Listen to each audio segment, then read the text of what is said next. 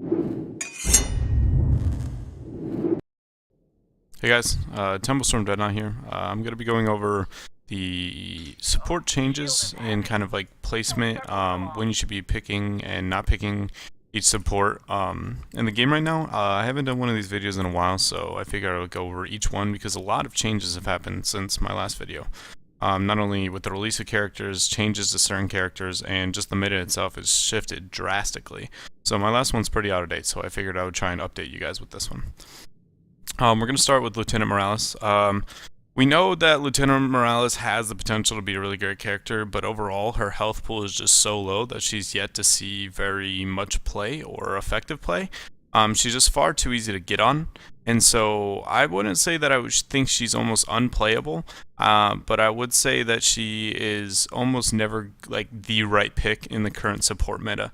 The only time I would suggest going for her is maybe if you have a really great front line and for some reason know that you are going to be able to get the peel that you need.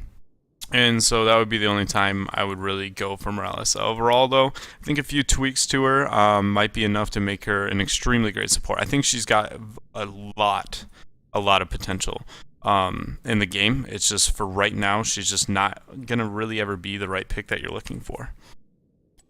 Moving on to Kharazim. Kharazim has been out since my last one, I believe. He's a great character overall. He always will be.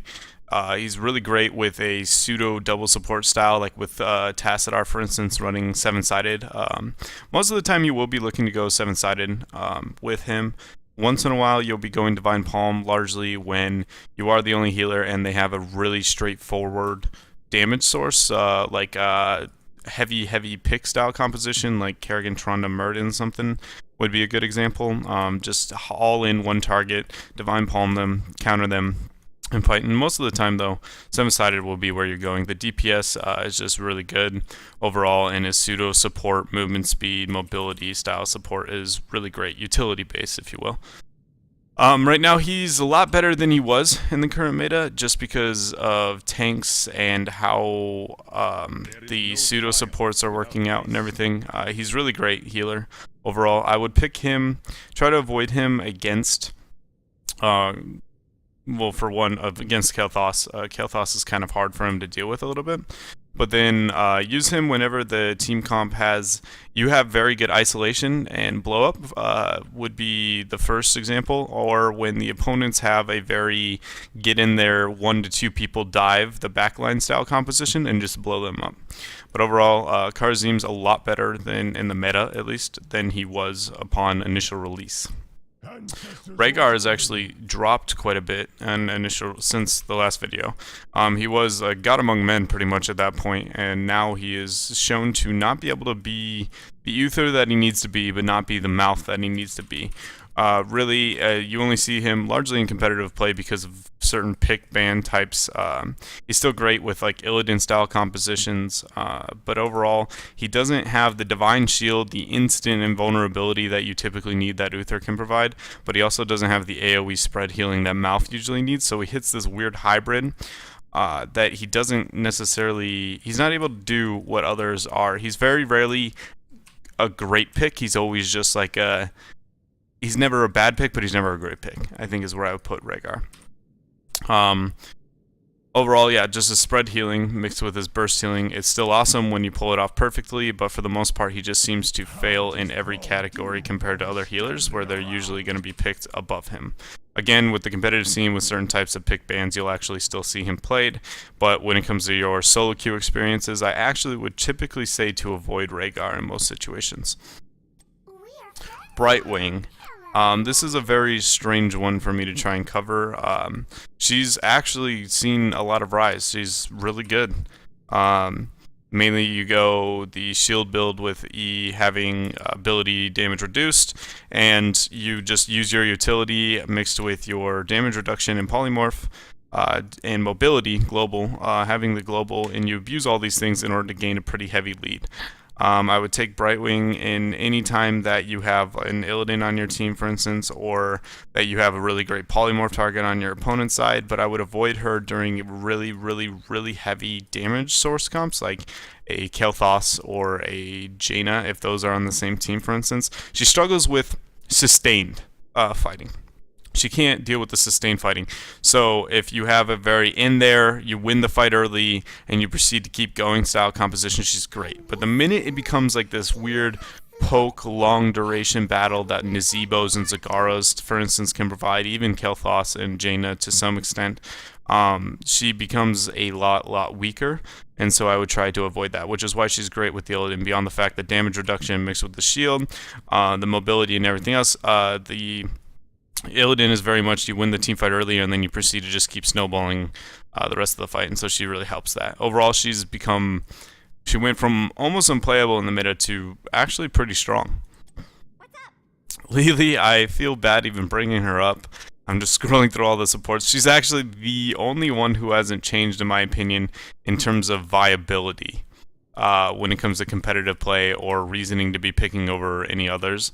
She just doesn't have enough selling points to outweigh the others. So I would still avoid Lily on all grounds, and I apologize for all the Lily fans. Sorry. And yeah, I'm sorry. Lily just hasn't moved.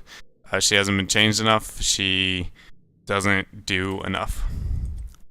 Uther, the legend himself. He's still the #1 support for the most part. He just Divine Shield's still great. He still can just have terrible positioning and make it get like he's paid off for it. He gets benefited for it. He provides one of the few hard CCs that supports get. Great burst healing, weak against spread like he always has been, but pretty much he is always the right pick, sadly. He supports so many style compositions. He counters so many style compositions. He's just a great pick overall in every situation. He is the only one, again, who I think hasn't changed, but he was also at the top. Lily hasn't changed, but she was at the bottom, and Uther hasn't changed, and he's still at the top. Malfurion, we see a little shift. I would actually put him lower than where he sat before. Overall, it's just because the spread damage style meta poke has kind of died out quite a bit, and other healers are able to deal with this battling, heavy skirmishing style play that he was not so great at, better than him, like Kharazim and Brightwing. And so I'm not going to say that I think Kharazim or Brightwing are necessarily better than Malfurion. I think they all are pretty close to equal. They just have their own spot when they're viable or not. But overall, he's still a great healer, great against the spread damage, against Nazebo's Zag's style again, but he's just not as great as the others. I would avoid taking him over Kharazim or Brightwing, I actually think, when it comes to solo queue, unless I know the team has really heavy spread damage and poke style damage. But if it comes to, it's going to be very skirmishing style team comp, especially if you have like a Tassadar on your team, I would actually avoid Malfurion.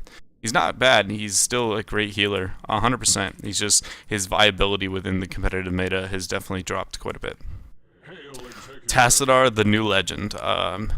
He's pretty much been born again to be one of the strongest characters in the game. Force Wall and Archon are both viable options now. His shielding is just insane. He's great, like I said, with a Kharazim. Overall, he just provides a pretty solid amount of damage, insane utility, and survivability for your team. He's the other support. I would say he's never a bad pick. He's just always useful in a team composition. Obviously, unless you have like 5 supports, no damage. But in any reasonable team composition, he is always going to be a good option. So Tassadar has been kind of reborn. I wouldn't say if you're going to just pick him up in solo queue, you're just going to start ruining faces and bodying everybody because you have a Tassadar on your team. Because you rely on your other damage sources to be successful with him, but he does provide a very, very difficult to kill style team comp. So Tassadar has gone from almost the bottom when you consider a support to one of the upper ones. He was always like the damagey, but now the utility style, I almost consider him a support at this point. An off support, but almost in a support. Tyrande, risen a lot in power against the double tanks composition. Her damage with her mark is great, and her healing has been buffed with Shadowstock. I personally love the change to Shadowstock, that buff for hyper aggression style compositions mixed with the heal, everything about it, that you can stealth aggression onto your opponents, get a couple of picks and snowball the game. It is absolutely wonderful. She went from like being a barely could support to still can't really solo support, but her viability in competitive is skyrocketed, and she is far closer to a off healer slash almost a bad solo healer than she's ever been. I still wouldn't suggest going solo Tyrande support, nor would I with Tassadar, as I said. I would try and stick her with another support on your team. Hopefully aggression support, like a Kharazim or an Uther or something like that. She should be picked again with like double tank style compositions.